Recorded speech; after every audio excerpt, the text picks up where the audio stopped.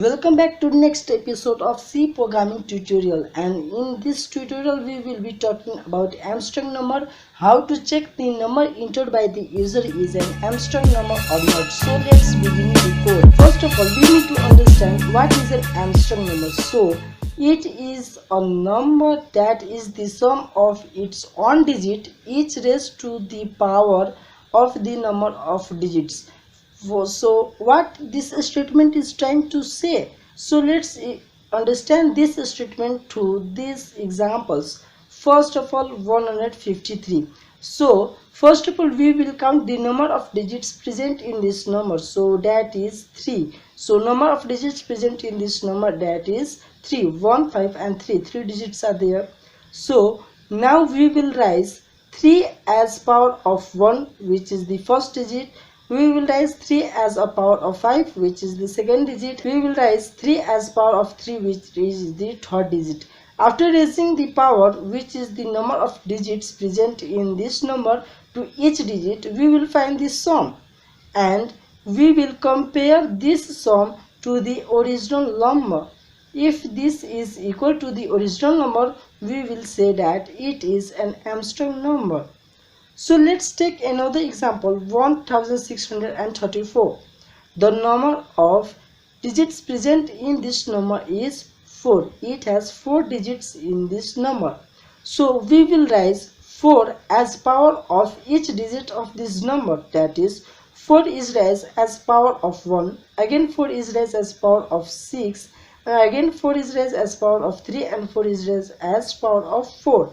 And after raising this power, we will have the sum of this all, and we will check if the sum is equal to the original number or not. If it is equal, then it is an Armstrong number, otherwise it is not an Armstrong number. So for any digit number, we will find the number of digits present in this number, and we will raise that number to as a power of each digit of this number and find the sum and check it is the original number or not.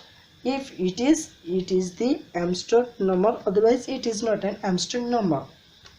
So what could be our plan? We will be executing throughout the code. So here is the list. First of all, we will count the number of digits present in the given number. After counting the number of digits, we will do this operation. We will raise the count as power of each individual digits and count them.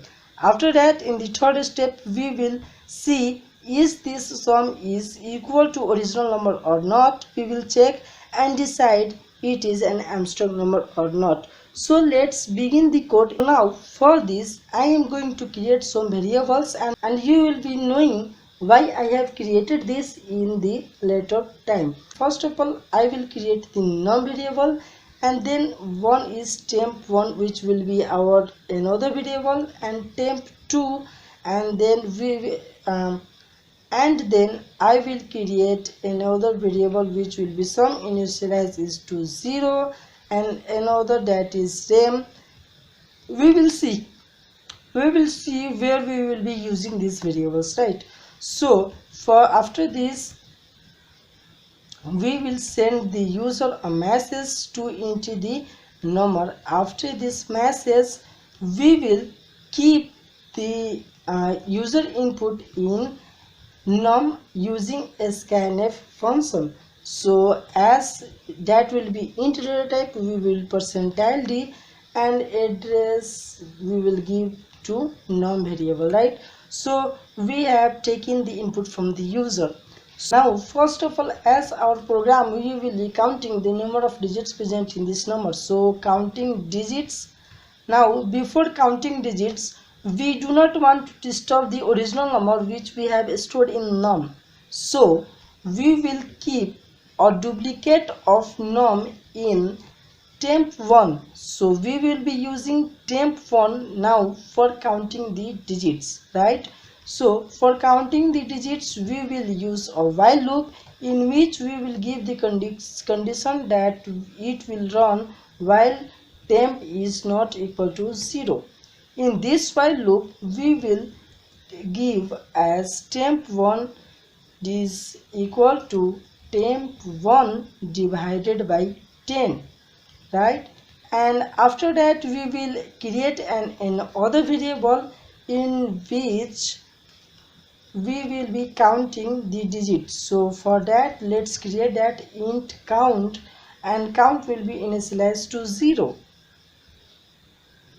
After that, after each step dividing the temp1 by 10, we will be increase count by 1. So how it is working? So initially let's take 153 as the example. So 153 is in temp1, right? In the first attempt we are dividing 153 by 10, so absolutely it will be 15.3, but at is it in data type, so in temp1 it will store 15, right? After executing this line and keeping 15 in temp1, we will increasing count by 1. So here count will be increased as 1, right? Again this statement is over, and it will check the condition is temp1 is not equal to 0, right? Temp1 is not equal to 0, it is 15 now. Again in this temp1 we will divide temp1 by 10 and keep in temp1. So absolutely it will be 1.5, but it is an int data type, so it will keep 1. After that it will come to down step and count will be increased by 1, then it is count will be 2. Again in the third iteration it is still not equal to 0, the condition holds true, and it will be 0.1 after dividing by 10, but it is in data type, so it will store 0, right? And then the count will be increased to 3. And while again checking the condition temp1 is not equal to 0, which is false because temp is 0, so your condition is false now. So in count we have 3 as a result. So in this way we were counting the number of digits present in the number, right? After counting the digits, we will now move to the sum operation which we have in the plan, right? So in this again sum operation, we do not want to disturb the num variable, so we will use temp2 and give a duplicate of num in this, right? So now again we will run a loop, while loop, and give the condition while temp2 is not equal to 0. Again how it will work we will discuss here now. So for this we have already seen the program to reverse number, to check the palindrome number, and etc. The same logic is applied here. So in the first term we will take out the remainder from the original number, that is the last digit, and we will raise the power count to that digit, right? So we have declared a variable rem which we will be using here as keeping the remainder. So in rem we will be taking out remainder of temp2 by using modulo separator and dividing 10. So in this statement what it is doing, that 153 divided by 10, then what is the remainder? Remainder will be 3. So it will be holding 3 in the remainder, which is the last digit of the number, right? Again, so in rem we have 3, which is the last digit of this number, right? So again in this one we will use the sum. In sum there is already 0, so that it will not take any garbage value, right? So in sum now we will sum plus add out. We will use here a power function in which we will keep rem and res is power to count as per our plans. For using this power function we have to include a header file, that is math.h. Include math.h. Now you have used this, and then again in the third step we will do temp2 is equal to temp2 divide by 10. So how it is working now, we will see it. So in this sum it will do what? 0 plus sum equal to sum, which is 0 plus power, that means power rem is 3 and the power is raised, that is also 3, that is the count number, right? And this again, in this statement we are dividing 10 to by 10, then it will be holding 15, right? So again in this second iteration, temp 2 is 15 now, so temp 2 divided by 10 and the remainder will be 5. In this statement, what is this? It is 3 to the power 3, that is 27 now. Then which is 27 is stored in this sum, right? 27 is stored in this sum in the first iteration. So in the second time, this 27, that is sum, is added here. So 27 plus power function using what is our rem? Rem is 5. So 5 power is raised as count, which is 3, and this is 10. It will be solved and added to this one, right? And in the third step it will be again 1, right? And this again it will be 1, that is 1 divided by 10, the remainder will be 1, so here it will be 1.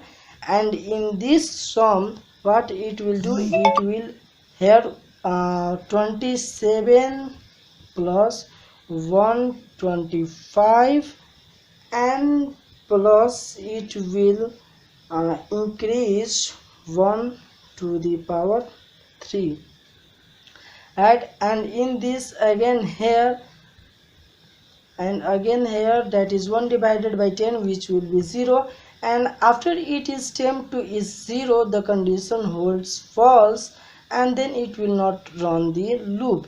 So here finally in sum we have what? We have 153, right? 153. Now we will check this sum with original number. Is it is equal to sum, is it equal to original number or not? So here we are checking is if sum is equal to num, then it will say Armstrong number, printf percentile d is Armstrong number and percentile d is num, right? Otherwise it will say else printf not Armstrong number, sorry, not Armstrong number. So we gonna give this num here and percentile d here.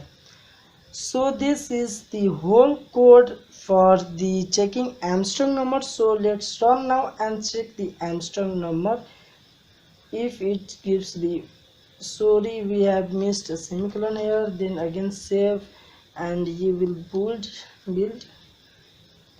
So number, so we will give the example 1634, and here it says 1634 is an Armstrong number.